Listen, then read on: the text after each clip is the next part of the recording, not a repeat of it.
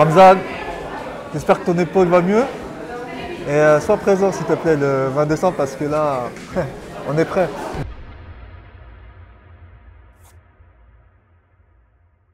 Les fighters, j'espère que vous allez bien. On se retrouve aujourd'hui accompagné de Eladj Ndiaye. Eladj, merci beaucoup d'avoir accepté l'interview. Merci à toi, merci à vous l'équipe. Eladj, dans un premier temps, je te laisse te présenter pour toutes les personnes qui nous regardent et qui ne te connaissent pas forcément. D'accord. Bonjour, je me présente Ndiaye Eladji, combattant professionnel de MMA au sein de l'organisation KSW. Et je m'entraîne à Team Infinity, juste derrière moi. Donc Eladj, dans un premier temps, déjà on aimerait connaître un peu le Eladj en dehors des tatamis, en dehors de la cage. Comment tu t'es lancé dans les sports de combat? Comment c'est venu? C'était quoi ton premier sport de combat? D'accord. Et puis voilà, on te laisse dans un premier temps nous expliquer un peu cela, Eladj. D'accord. Du coup, je me suis lancé dans les sports de combat à l'âge de 8 ans. Ouais. J'ai commencé par le judo.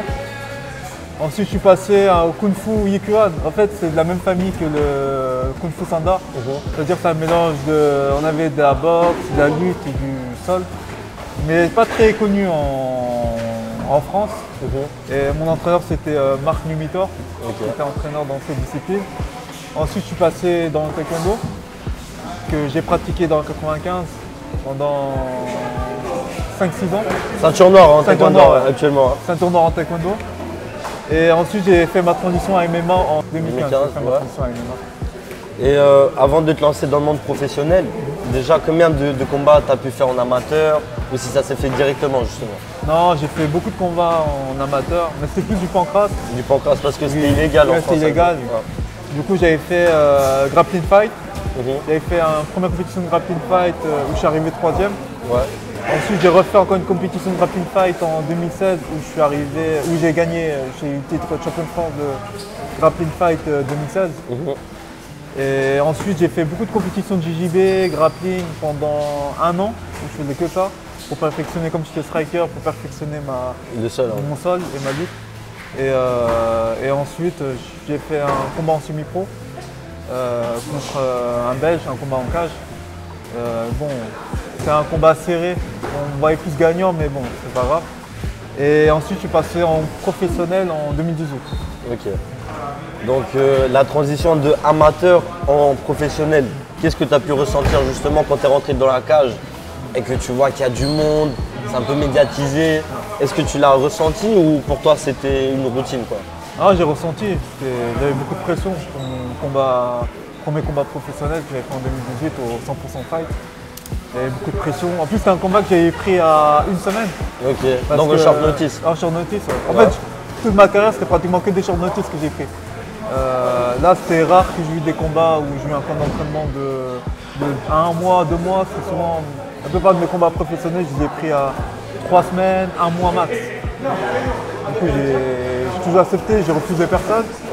Bah, c'est ça ma mentalité, je suis quelqu'un qui prend, on me propose, je prends. Tu vas de l'avant? Non, je vais de l'avant. Il n'y a pas, non, il est trop fort, non, il a beaucoup plus d'efforts que moi. Par exemple, j'avais 2 combats professionnels. Et normalement, j'en ai 3. J'en avais 3, mais il y en a un combat qui n'a pas été référencé. C'était un combat que j'avais fait au Sénégal.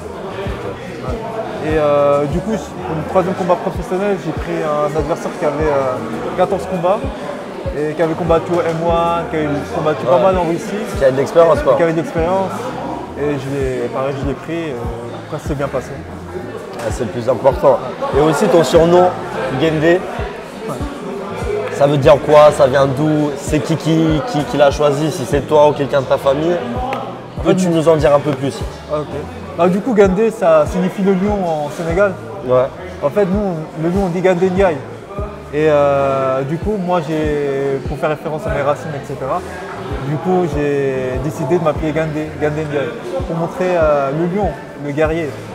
C'est-à-dire que moi, quand je combats, c'est jusqu'au bout. Il n'y a pas... Je peux pas abandonner. C'est-à-dire que comme un lion, je ne lâche pas la proie. Jusqu'au bout. Jusqu'au bout, c'est ça. Mais on voit aussi que la majorité de tes combats, ils vont aussi à la décision. Chose qui montre aussi un côté endurant de ta part. Est-ce que ça fait partie un peu de la stratégie, du game plan en fait, d'aller jusqu'au bout, tenir un peu l'endurance et vers la fin, voilà, montrer tout ce que tu as? Ou c'est juste quelque chose qui se fait au hasard quoi? Non, en fait, je suis quelqu'un qui contrôle vraiment son combat. Ça veut dire que si je vois qu'une ouverture, je vais la saisir. Mais si je vois pas d'ouverture, je vais créer l'ouverture.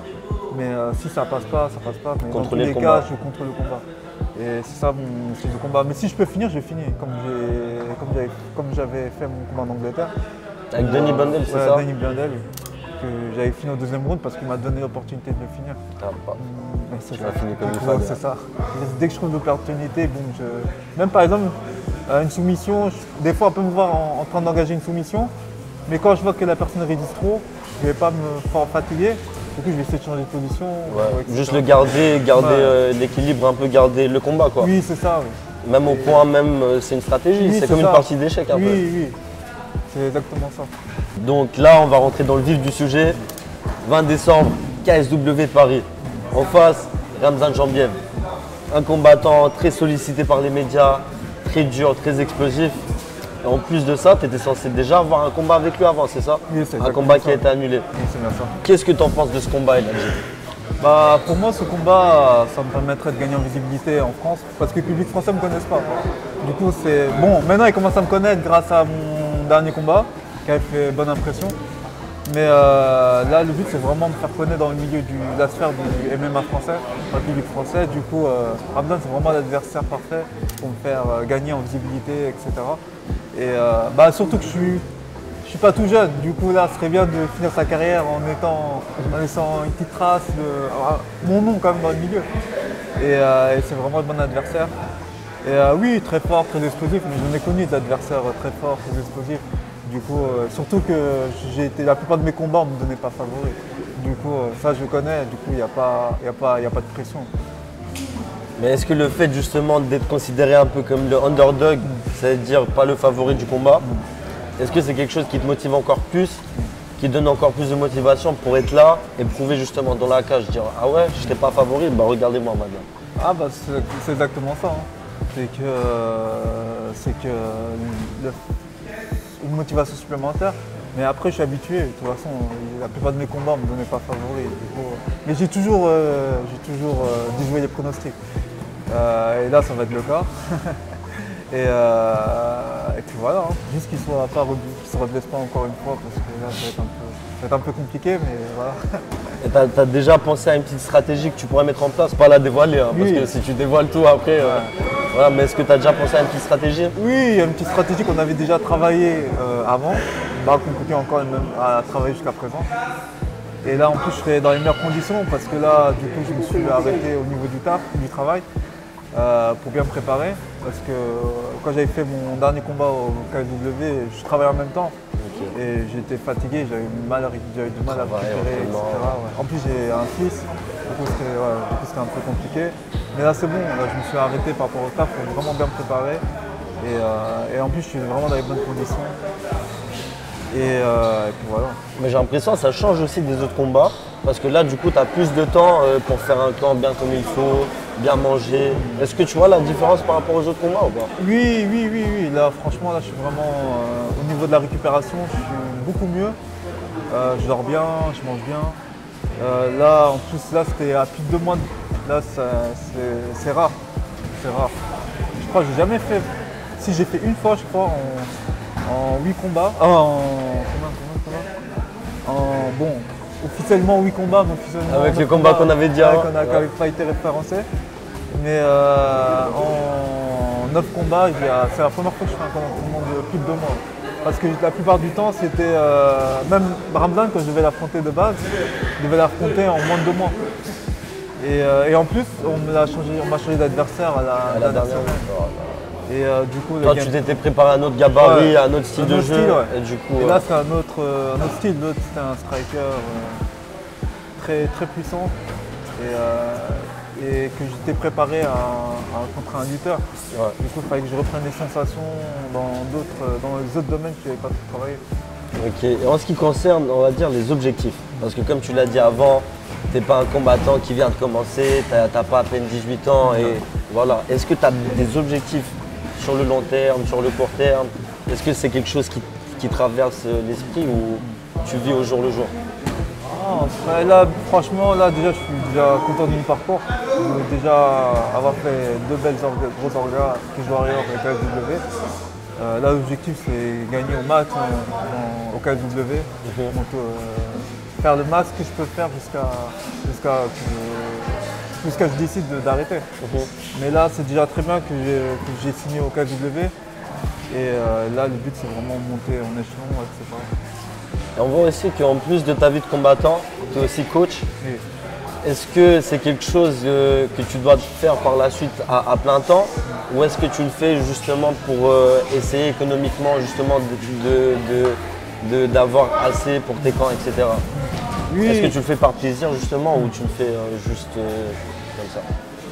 Non, je fais vraiment par plaisir parce que j'aime bien transmettre mes connaissances, etc.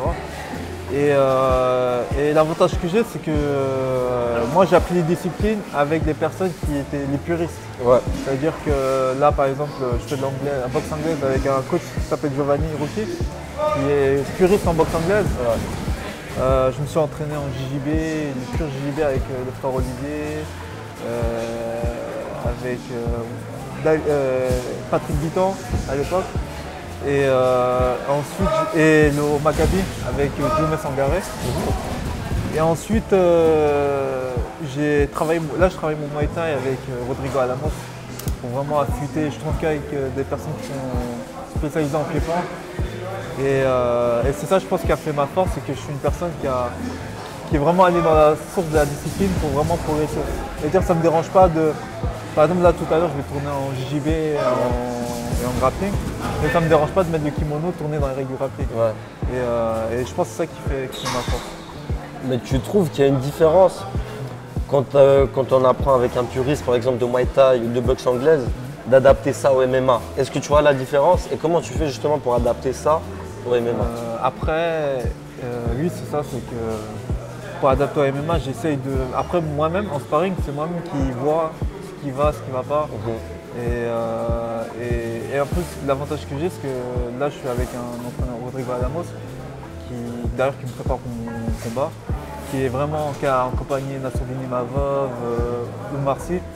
Et c'est-à-dire qu'il connaît vraiment le style MMA. C'est-à-dire qu'il arrive à s'adapter. Par exemple, il me donne des petits conseils, il me dit bon, on fait plutôt ça en MMA, c'est risqué de faire ça, etc.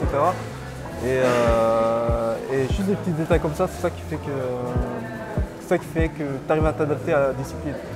C'est-à-dire que, par exemple, en pied-point, tu vas bosser, tu vas mettre ta combinaison, tu vas mettre ta garde, et ensuite la personne va mettre sa combinaison. Il y a toi à moi. Il y a pas de. Là-bas, il y a à toi à moi, mais en MMA, il n'y a pas de à toi à moi. Parce que la personne, tu vas boxer, il va vite changer de niveau. Ouais. Elle peut passer au sol, prendre les jambes, oui, takedown, ça. etc. Du coup, c'est ça qui fait la différence. Ok. Et est-ce que on peut connaître un peu, il a dit en dehors des tatamis, en dehors de la cage, c'est quoi tes hobbies, c'est quoi les choses que tu aimes faire en dehors des entraînements? Je ne sais pas, c'est à toi de me dire quoi. Des activités. Des activités. Moi j'aime bien jouer au basket. Ouais. D'ailleurs j'avais pratiqué du basket aussi pendant. Ok. Ouais, j'ai pas la taille mais j'en ai pratiqué même en compétition, mais c'était des petites compétitions régionales on va dire. Et non, plutôt départementales. Ok, départemental, ok. Et après j'ai ma vie de famille. Je travaille, là du coup j'ai arrêté mais je travaille. Et en même temps des entraînements. Et après j'aime manger comme tout le monde. C'est-à-dire des fois quand tu n'es pas en période de combat, tu te fais plaisir, tu as des plaisirs coupables un peu. Mais ça va, après je suis quelqu'un de sérieux, j'aime beaucoup m'entraîner, j'aime bien faire un peu de musculation. Ouais. Beaucoup de cardio, j'aime bien courir. Du coup il n'y a pas que le combat comme hobby. C'est-à-dire j'aime bien. D'ailleurs j'avais un projet de faire un marathon ou quelque chose comme ça.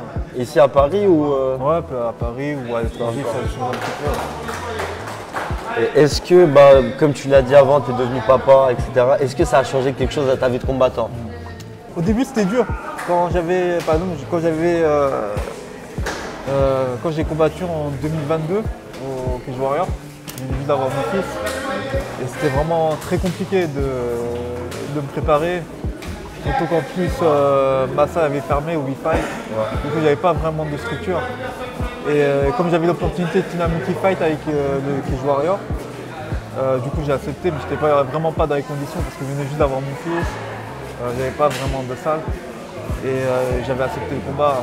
D'ailleurs, c'est ça qui m'avait coûté mon KO au Cage Warrior parce que je n'étais pas vraiment dans les conditions.